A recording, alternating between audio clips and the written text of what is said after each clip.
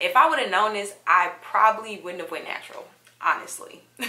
Lexvay. What's the word, YouTube? This is Lexvay back again with another video for you guys. Today I just want to talk to y'all. I wanna really like explain to y'all how I feel about the ugly side of being natural.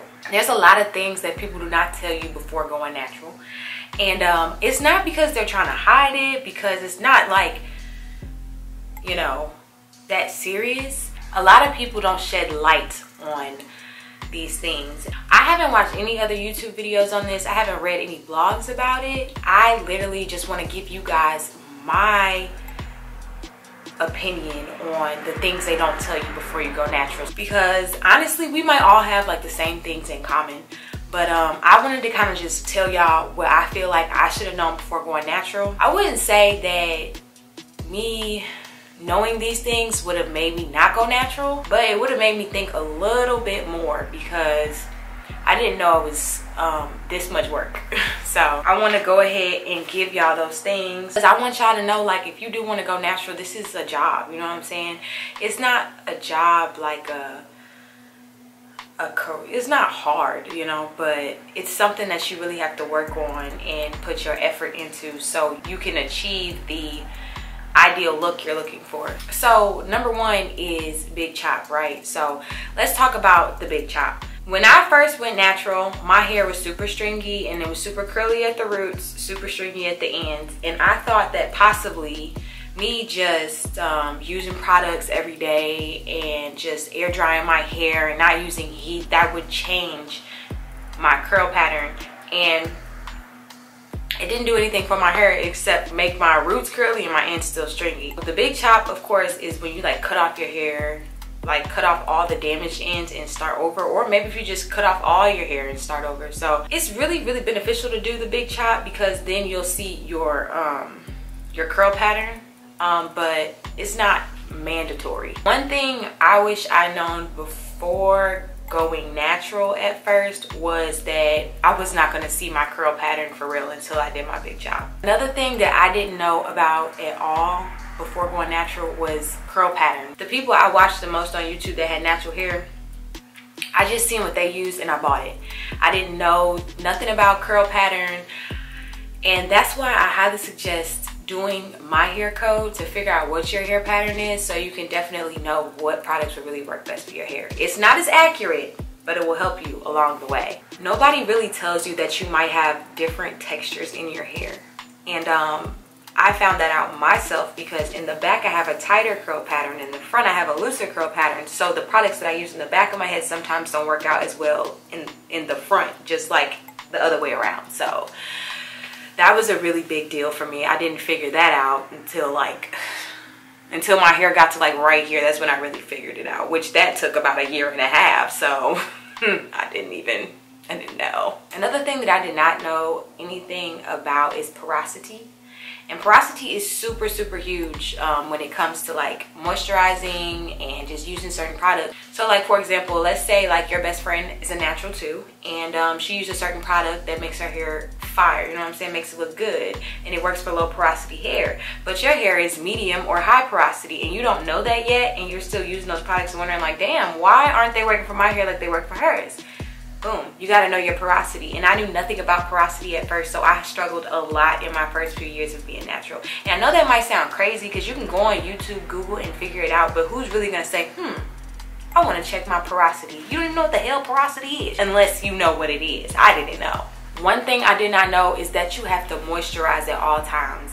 And that might sound crazy, because you're like, okay, you should always moisturize your hair.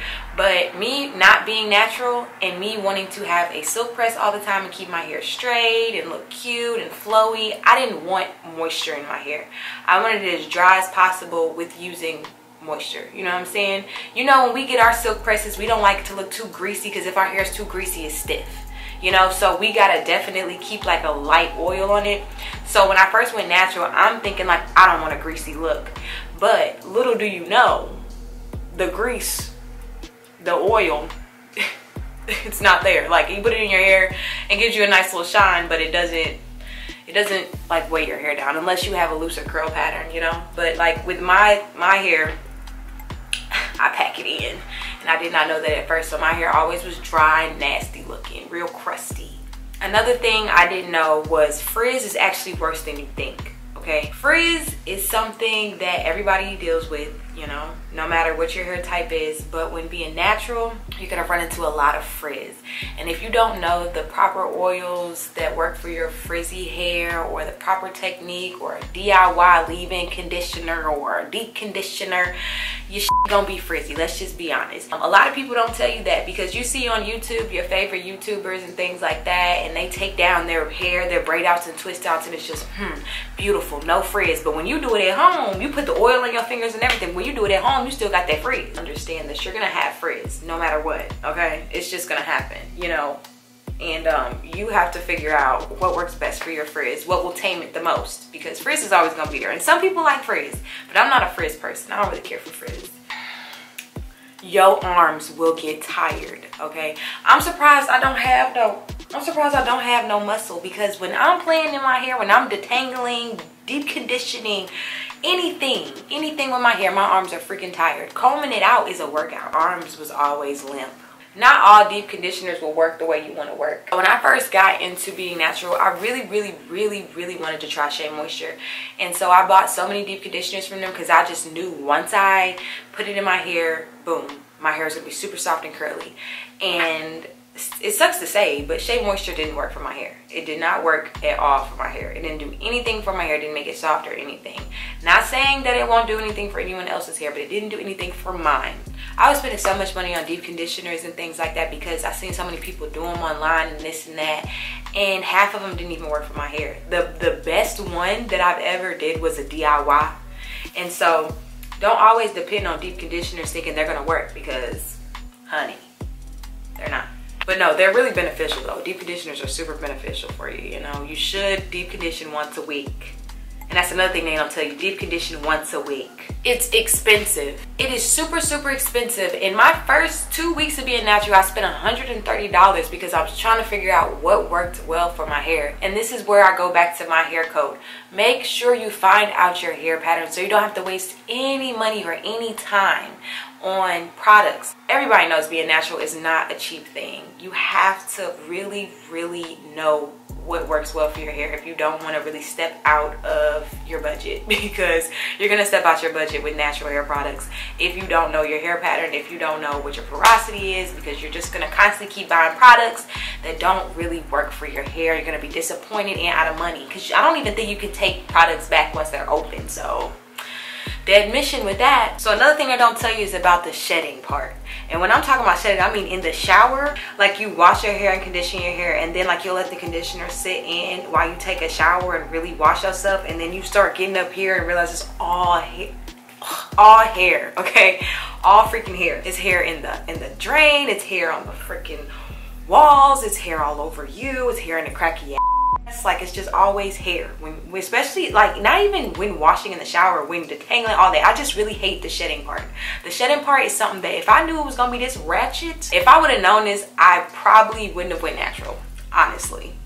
That's another one that I really hate, or one that that's like #1 on my list that I hate, because I hate hair sticking on me and it won't come off.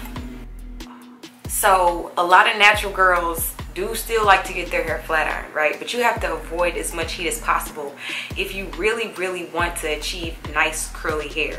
I actually was not avoiding heat as much when I first started. I was like, okay, I'm gonna get a silk press every month. And after like 4 months of that, hair was stringy again.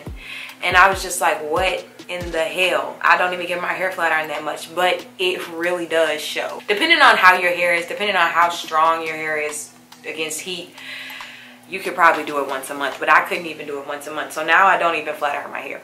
I flat iron it in the winter time, maybe like a couple times, but that's it. So let's talk about silk presses for those natural girls too. So it's hard to do your own silk press. It's hard to flat iron your hair if you're natural and you just were never a pro at it in the first place. Before I went natural, I could flat iron my hair and it would look like it was freshly done in the shop. But once I went natural, might as well threw that shit out the window, because it didn't look good anymore. It didn't look good at all. It was just puffy. It looked like I had a blowout. It just never looked like a flat iron silk press. Now now like I have to get my silk presses done at a shop. But the problem is people go to shops and get that silk press and it puffs right back out. That's why you have to go to the right person. Whoever does your silk press has to slay your silk press. You can't just go to anybody and everybody for a silk press. You have to go to somebody that specializes in natural hair if you really want it to last. Some people might say, oh no, that's not true. But from personal experience, everybody that I went to that was not specialized in natural hair, it didn't work out. So remember, silk press slayed by the gods. If it's not slayed by the gods, it's not even worth it. This one really bums me out because it really hurt my feelings through like the first few years of being natural, and that's just simply that all twist outs and braid outs won't be dry when it's time to take it down. And that's just the truth, you know.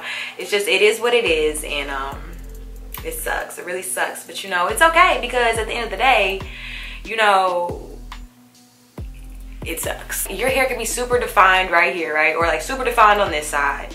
And then your hair could be wet still on this side. So once it dries, since it's not in that braid or twist anymore, it's gonna be puffy on this side. So you might have one side that's straight and one side that's puffy, right? And the last one, which always hurts everyone's feelings, it hurt my feelings for the longest. I had to get over it, I had to accept it, is that your hair won't always turn out like your favorite YouTubers.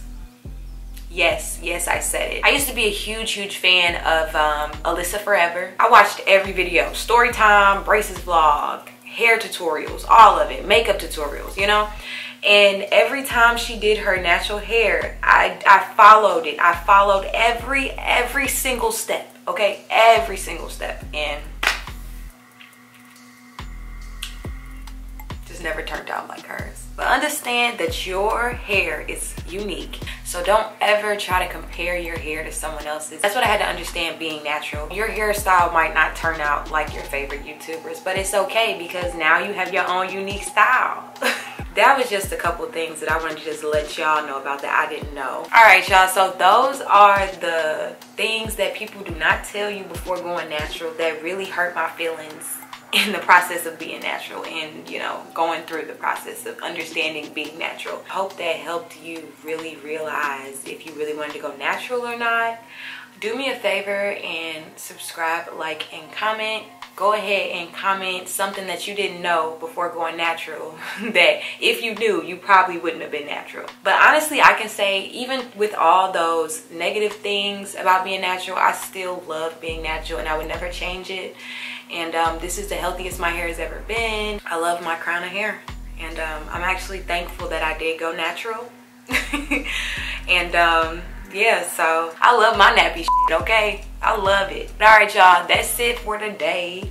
Make sure you like, subscribe, and comment. Go ahead, subscribe, and comment.